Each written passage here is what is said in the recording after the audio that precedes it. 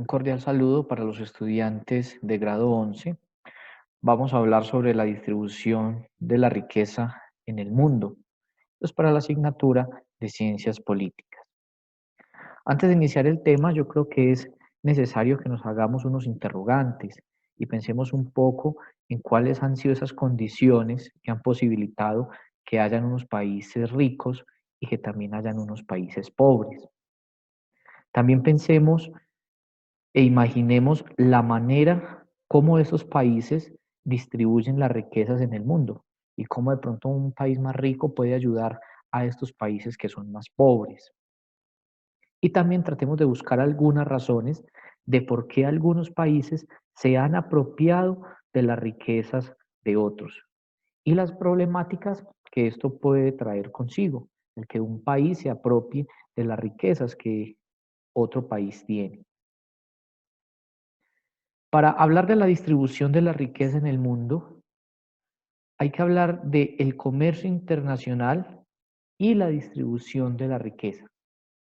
Para eso hay un modelo internacional. Economistas como David Ricardo demostraron con sus teorías que el comercio internacional puede ser mutuamente beneficioso para las naciones implicadas en él. Sin embargo, a lo largo de la historia, las naciones han buscado proteger sectores de su economía frente a la competencia internacional. Y aquí nos puede surgir una pregunta. Si el comercio es tan bueno para la economía, ¿por qué existe en el mundo una oposición a sus efectos? El modelo que nos ofrece David Ricardo propone un comercio internacional que lleva la especialización del trabajo hacia las industrias en las que el país es relativamente más eficiente. Por lo tanto, todos los individuos y todos los países mejoran. Existen dos razones por las que el comercio internacional afecta de esta manera la distribución de la riqueza. La primera son los recursos no pueden moverse de manera inmediata y sin costo alguno de una industria a la otra. Y lo segundo es que las industrias no necesitan los mismos insumos de producción. Y por esta razón, un cambio en el tipo de bienes que produce un país produciría un descenso en la demanda de ciertos insumos de producción, mientras que aumenta la demanda de otros. Y por ende, si bien el comercio puede beneficiar a un país, ciertos grupos al interior de este pueden verse perjudicados. Pero aquí hay una realidad que nos cuestiona a nosotros demasiado.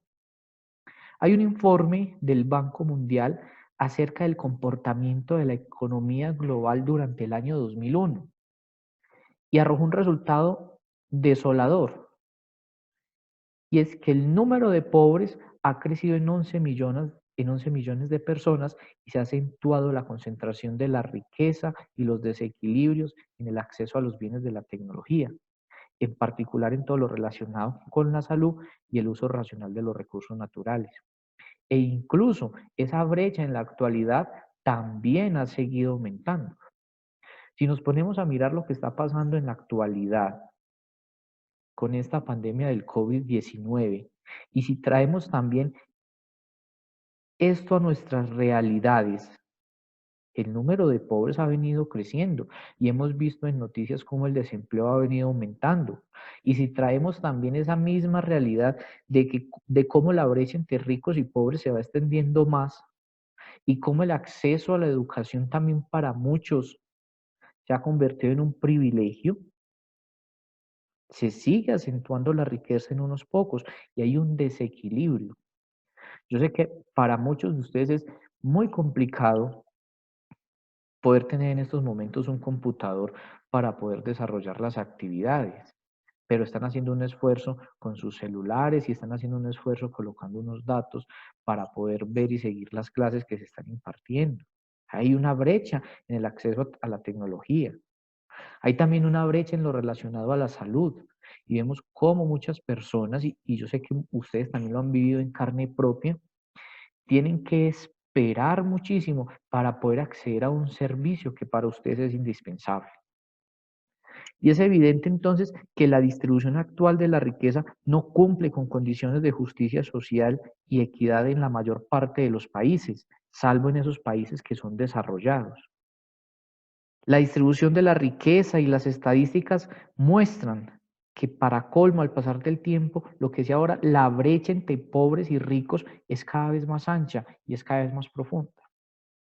Hubo un periodo en el que se creía que tal vez en un futuro previsible todos tendrían un mínimo nivel de vida asegurado, pero en la actualidad la desigualdad se va agravando y se pone cada vez más evidencia. De tal modo, la justicia social real es una utopía cada vez más lejana. Y ojo con este dato que les voy a dar en este momento. Más de la mitad de la población de la Tierra está condenada a subsistir con un ingreso medio de aproximadamente $3 por día. Y si traemos esto a moneda colombiana, son aproximadamente 11.000 pesos por día. Entonces miremos cómo se está haciendo entre más días más grande esta brecha. Entremos ahora a mirar cómo podemos combatir esa pobreza o cómo desde la economía nos dicen que podemos ayudar a combatir esa pobreza. La pregunta le queda a los países desarrollados y es cómo avanzar para poder alcanzar esos objetivos que ellos se han propuesto para este siglo. Y primero, los países en vías de desarrollo tienen que embarcarse en estrategias que les ayuden a conseguir estos objetivos. Y los miembros de esos gobiernos tendrán que prestar particular atención en áreas de pobreza y desarrollo social. Y por eso nos proponen entonces tres objetivos. El primero, acelerar el crecimiento económico. El crecimiento es el arma más poderosa en la lucha para mejorar la calidad de vida. Un crecimiento más rápido requerirá políticas que estimulen la estabilidad macroeconómica, que muevan recursos hacia sectores más eficientes y que se integren a la economía global. Y traigamos esto un poquito a nuestro contexto. Si aquí un alcalde en Sonsón dice que va a darle exención de impuestos a ciertas empresas para que se asienten en el municipio y generen empleo, ellas van a venir a Sonsón, se van a sentar, van a crear sus fábricas y quizás van a aliviar un poquitico esa pobreza que puede existir en el municipio. Y así eso hay que hacerlo, pero ya entonces en un nivel de país, de nación. Como segundo, mejorar la distribución del ingreso y de la riqueza.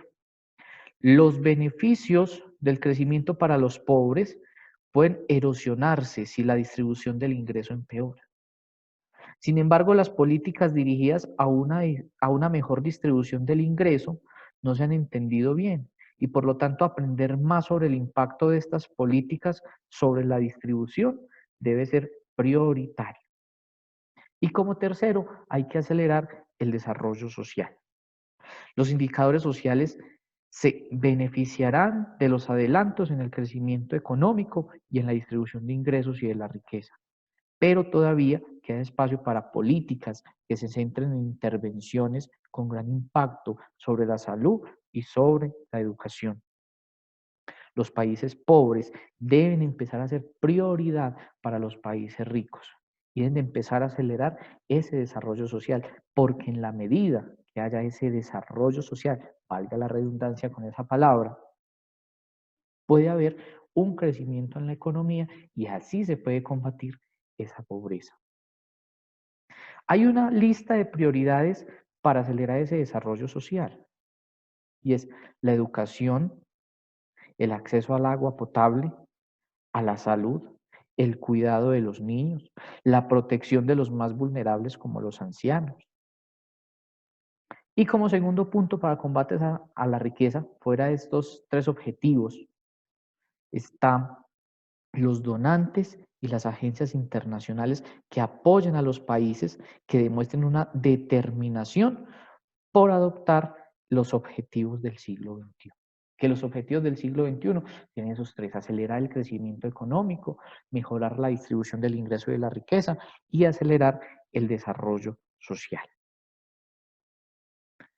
Y finalizo con esta frase: El crecimiento es el arma más poderosa en la lucha para mejorar la calidad de vida. Un crecimiento más rápido requerirá políticas que estimulen la estabilidad macroeconómica, que se muevan recursos hacia los sectores más eficientes y que se integren con la economía global. Miremos entonces cómo la riqueza se está distribuyendo en el mundo, pero pueden haber soluciones. Esas soluciones hay que empezar también a aplicarlas desde un contexto local y desde lo más mínimo o desde lo más insignificante que pudiera parecer para nosotros, hay que llevarlas a un plano ya nacional, luego un plano de continente o de bloque de países para luego llevarlo a un plano mundial y donde algún día esperemos se pueda combatir esa pobreza que aún está inmersa en la realidad en la cual nosotros vivimos.